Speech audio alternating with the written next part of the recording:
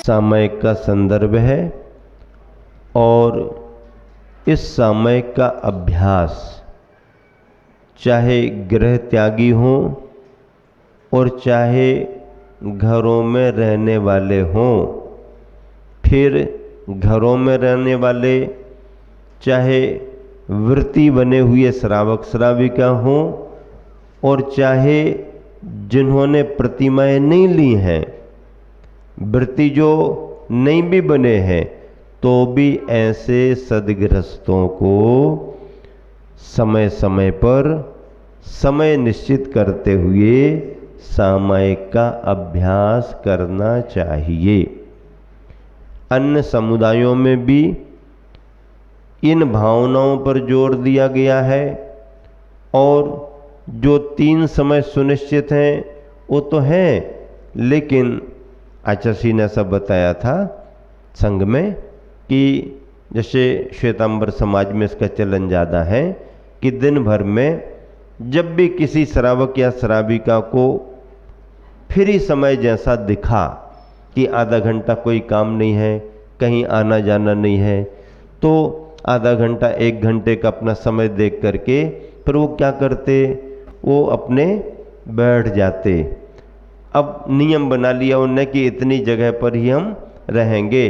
अब चाहे वो पाठ करें, चाहे वो माला फेरें, चाहे वो किसी भी प्रकार का विचार करें, आवागमन नहीं करेंगे, किसी से बात नहीं करेंगे, कोई विकल्प नहीं करेंगे, मोबाइल वगैरह अपने पास रखेंगे नहीं, उसका उपयोग नहीं करेंगे।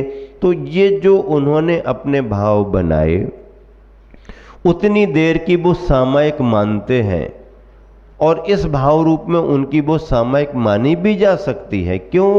क्योंकि सामयिक का भाव जो है आरंभ सारंभ से बचना और अपने स्वाध्याय पाठन पाठन में लगना, ये हो गया। ऐसा उनका चलन है और वो इसका लाभ भी उठाते हैं। अपने यहाँ पर 3 टाइम की चर्चा, उसके आगे पीछे फिर ऐसा परिपाटी क्रम से चलन नहीं है समाज में, लेकिन अगर कोई करे तो अच्छा है। जैसे आपके यहाँ की श्राविकाएँ हम लोग देखते हैं, आ जाती मंदिर में, अब मंदिर में आके हमारा स्वाध्याय चल रहा तो उसमें बैठ ही जाते हैं। जीव कांड का स्वाध्याय, बड़ा ग्रंथ का स्वाध्याय चल रहा, अगर मान लीजिए हम लोगों का स्वाध्याय हो गया उसके बाद आए तो भी बैठ के वो अपना कुछ ना कुछ पाठ वगैरह करते रहते हैं। ये भी उनका एक तरह से शुभोपयोग होने से सामयिक समता के परिणाम ही माने जाएंगे, क्योंकि घर गृहस्थी यहाँ वहाँ की चर्चाएं नहीं, ग्रंथ को माध्यम बना लिया या कोई माला फेरने बैठ गए किसी भी रूप में, तो यह भी सामयिक ही मानी जाती है। ऐसा चलन पुरुषों में भी होना चाहिए। अगर आपने अपना मन बनाया तो आप समय निकाल सकते हैं। मंदिर में आने की अनुकूलता नहीं है, घर में ही आपका कोई कक्ष आपकी प्रशस्तता का है, स्वाध्याय जाप आदि के लिए कुछ कक्ष स्थान बना लेते, उसमें बैठ कर के आप कर सकते हो। कितनी देर, जितनी देर आपको अनुकूलता है उठ करके फिर आप अपने दूसरे काम में लग जाओ। लेकिन अब ये करना, जब तक आप उसका भाव नहीं पकड़ेंगे और जब तक उसका अभ्यास नहीं होगा और वैसी वृत्ति आपकी नहीं होगी तो आपको अटपटा लगेगा, और जब आप उसमें ढल जाओगे तो आपको उसमें आनंद आने लगेगा। हाँ, और ऐसा ही स्वाध्याय का अपन को सार पकड़ना चाहिए। समय मिला, निर्वृत्ति का रास्ता अपनाओ, घर पर अनुकूलता है घर पर ही बैठ के करो। अगर लंबा समय है, फ्री होना चाहते तो अपने योग्य स्थान जो भी मंदिर धर्मशाला आदि, उनमें जाके भी आप अपना अभ्यास कर सकते हैं। एक की जगह 2 मिल जाएं, 3 मिल जाएं तो और अनुकूलता बन जाती है। कोई ना मिले तो धर्म तो अकेले ही करना पड़ता है। नहीं, जब सब इकट्ठे होंगे तब करेंगे, सब इकट्ठे होंगे तो करेंगे ही नहीं क्या? ऐसा नहीं, वो समय के पहले काम नहीं कर, नहीं, वे समय के बड़े पाबंद हैं। क्या? वे समय के बड़े पाबंद हैं, कल का काम आज नहीं करते। वे समय के बड़े पाबंद हैं, कल का काम आज नहीं करते और कल कभी नहीं आता, सो फिर कभी नहीं करते। वे समय के बड़े पाबंद हैं, कल का काम आज नहीं करते। ये काम कल का है ना, आज क्यों करें, हम समय से काम करेंगे, समय के पाबंद। वे समय के बड़े पाबंद हैं, कल का काम आज नहीं करते और कल कभी नहीं आता, सो फिर कभी नहीं करते, लेकिन समय के बड़े पाबंद हैं। ऐसा नहीं, अपन को समय से काम करना, और कोई साथी मिल जाए तो अच्छा है, नहीं मिले तो अपना तो खुद का धर्म ध्यान करना ही करना है। अब देखो चतुर्मास का समय कितना अच्छा आगे बढ़ रहा है, आगे भी आप सभी को लाभ लेना है। आने वाले दिनों में शरद पूर्णिमा की पावन तिथि आ रही है। क्या आ रही है? शरद पूर्णिमा की पावन तिथि आ रही है। तारीख 17 है और दिन गुरुवार है। क्या इसी अक्टूबर के महीने में तारीख 17 है और दिन गुरुवार पड़ रहा। देखो सन 1946 में जब 10 अक्टूबर को गुरुवार का एक शिशु के रूप में जन्म हुआ था, 10 अक्टूबर 1946 में जब शरद पूर्णिमा की शुभ रात्रि में उजाले उजाले में ये भी उजले उजले जब आए हुए थे, तो उस दिन को भी गुरुवार का ही दिन पड़ा था, गुरुवार का दिन पड़ा था। हाँ, ऐसे योग कम बनते हैं कि आचार्य श्री के जन्म की तिथि शरद पूर्णिमा आए और शरद पूर्णिमा गुरुवार को आ जाए, ऐसा बहुत विरल योग बनता है।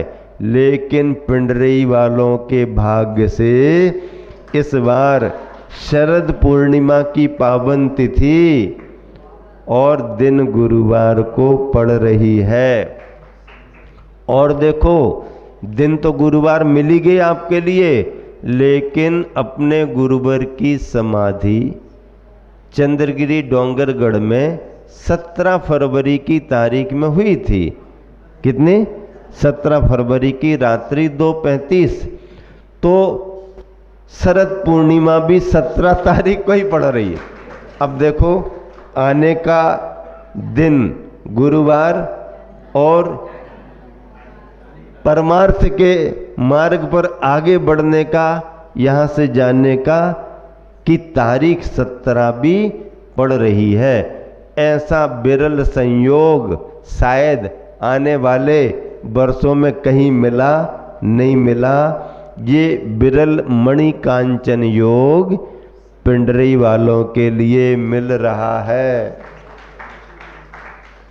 और संघ के अभी वर्तमान में जो आचार्य महाराज हैं, आचार्य श्री के भावों से संपूर्ण संघ ने अनुमोदना करते हुए जिन्हें आचार्य पद पर नियुक्त किया है, ऐसे आचार्य प्रवर समय सागर जी महाराज की जन्म तिथि भी शरद पूर्णिमा ही है। क्या? हाँ, शरद पूर्णिमा ही है। तो ऐसे दुर्लभ संयोगों को लेकर के तिथि आ रही है।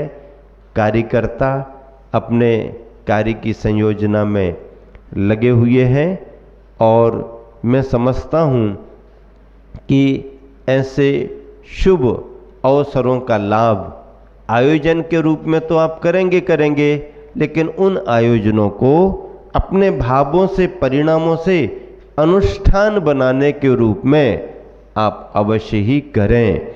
क्यों? क्योंकि ये तिथियां बार बार नहीं आती हैं। पाठशाला की बहनों ने कुछ तैयारियां की हैं, उसकी चर्चा सुनने में आ गई है। आज आचार्य विद्यासागर नवयुग समिति के कार्यकर्ता और पंचायत कमेटी भी कुछ संयोजना कर रही है, उसकी चर्चा भी आपके सामने समय पर आएगी। और दूसरी बात, पिछले वर्ष कटनी के चतुर्मास में जिन संभ्रांत परिवारों के बच्चों ने, बहुओं ने बड़े उत्साह से आचार्य श्री के इस दिवस को महत्व देते हुए, वो बेटे बहू कोई पेशेवर नहीं है, कोई कलाकार नहीं है कि वो किसी ने फ़ोन किया और आ गए और कार्यक्रम दे करके चले गए। नहीं, वो कभी मंचों पर आए भी नहीं। सवाई संगी सुधीर कुमार जी आए थे, धन्य कुमार जी के पुत्र, उन्हीं के भतीजे बहुएं वगैरह, और हाउसिंग बोर्ड कॉलोनी के सभी, आप कटनी में पूछ लेना किसी को फ़ोन करके, हाउसिंग बोर्ड कॉलोनी के सभी बेटे बहुओं ने प्रस्तुति दी थी। वो कौन है कैसे हैं तो आपको आपके रिश्तेदार बताएंगे वो कौन है कैसे हैं, लेकिन आचार्य श्री के प्रति उनके इतने भाव बने कि वो पात्र बने खुद और प्रस्तुति दी। व्यस्त रहते हैं व्यापार में, अपने धंधों पानी में, लेकिन उसके बाद भी उन्होंने बहुत अच्छी तैयारी से बहुत अच्छी प्रस्तुति पिछले बरस दी थी। इस बरस उनसे पूछा गया कि भाई आपने पिछले बरस दी थी, वो तो तुम्हारा कटनी नगर था, कटनी में दे दी, अगर मान लो हम पिंडरी आपको बुलाना चाहें तो आ सकते हो क्या? तो दिन 2 दिन तो उन्होंने आपस में बातचीत करने में लगाए, क्योंकि एकदम कोई व्यक्ति ऐसा हाँ तो कह नहीं सकता है, बातचीत करने में लगाए।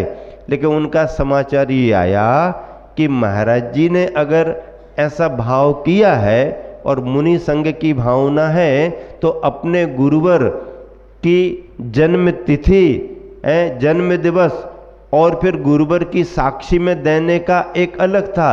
अब जबकि गुरुवर अपने नहीं है तो उन गुरुवर की महिमा बढ़ाने के लिए तो अब और तत्परता से अपन को ये करना चाहिए। अब प्रारंभ से ही देख रहे, भले पिंडरी में हो रहा है लेकिन ये तो संपूर्ण देश का चतुर्मास हो रहा है, संपूर्ण देश में इसकी चर्चा भी है।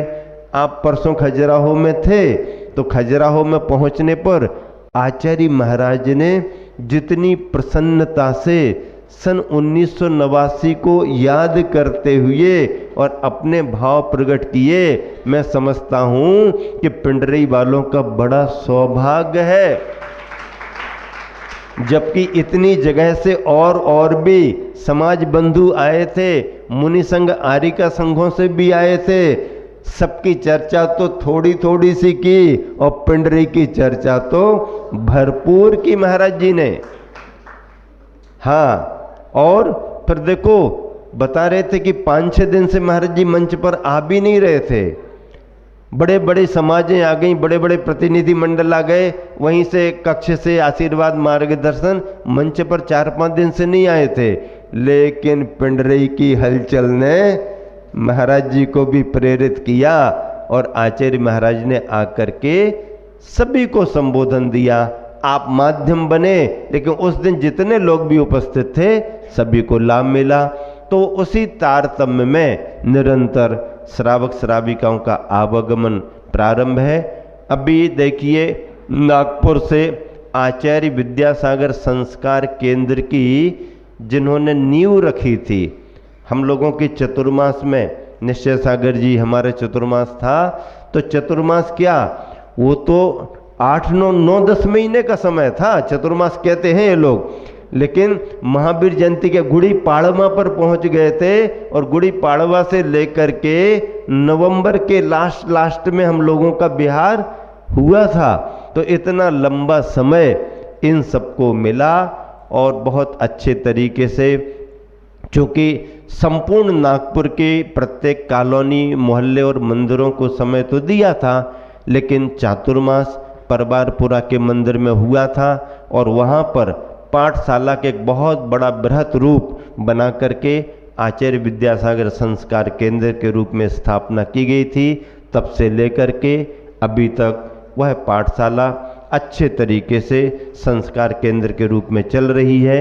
इस वर्ष पाठशाला से नागपुर से 2 पाठशालाएं आनी थीं, लेकिन क्या हुआ, पर्यूषण के तुरंत बाद बच्चों के एग्जाम होने से बच्चे नहीं आ पाए।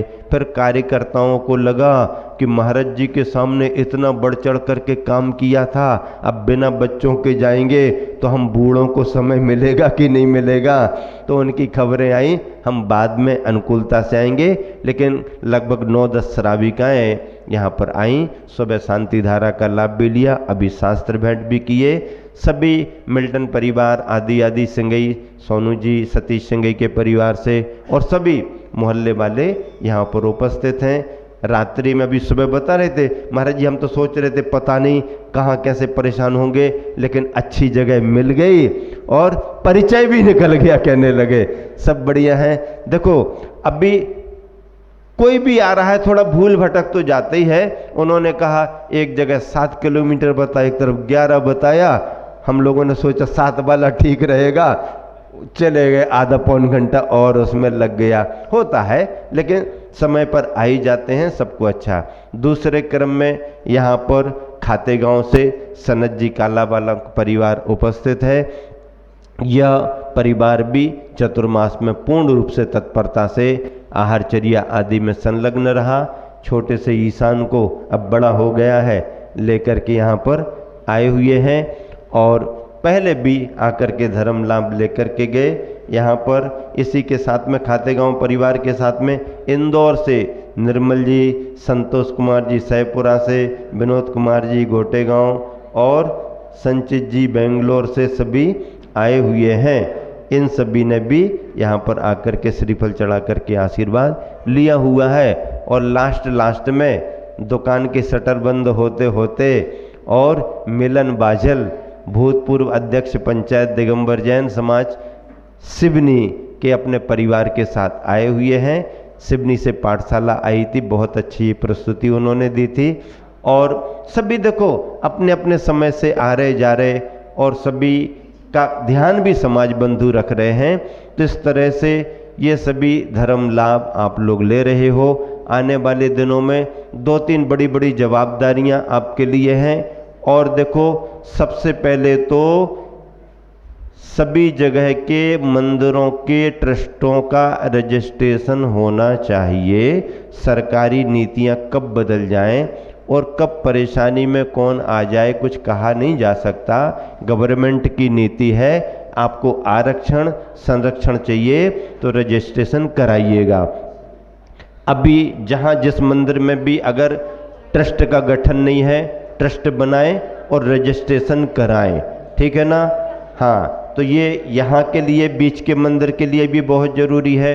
बड़े मंदिर में भी वो भी अपना बनाएं और नया मंदिर जो आपने बनाया है उसके लिए भी रजिस्ट्रेशन बहुत ज़रूरी है। सरकारी नीतियों के अनुसार ये होना अत्यंत अनिवार्य माना गया है। इस बात को सभी को ध्यान में रखना है ताकि आगे समय पर आप सभी को योग्य मार्गदर्शन मिले और आप अच्छे तरीके से अपने मंदिरों की संपत्ति को, मंदिरों को सुरक्षित रख सकें और भविष्य उज्जवल है।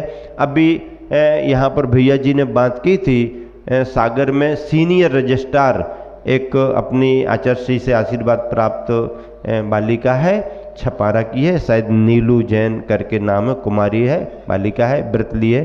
तो निधि जैन, हाँ निधि जैन है। तो उनसे बातचीत हुई तो उन्होंने कहा महाराज जी को कहो सभी को प्रेरणा दें समाजों को कि सभी जगह के मंदिरों के रजिस्ट्रेशन कराएं, संरक्षण के लिए बहुत ज़रूरी होता है। आप लोग अपनी प्रक्रिया आगे बढ़ाएं ताकि शीघ्र ही मिले। और संभवतः वो छपारा आने वाली हैं और अनुकूलता रही तो वो यहाँ भी आ जाएंगी और आपको जो सहयोग और जो मार्गदर्शन चाहिए वो दे करके आपका काम करा देंगी। इसी शुभ भावना से विराम देता हूँ। महावीर भगवान की जय।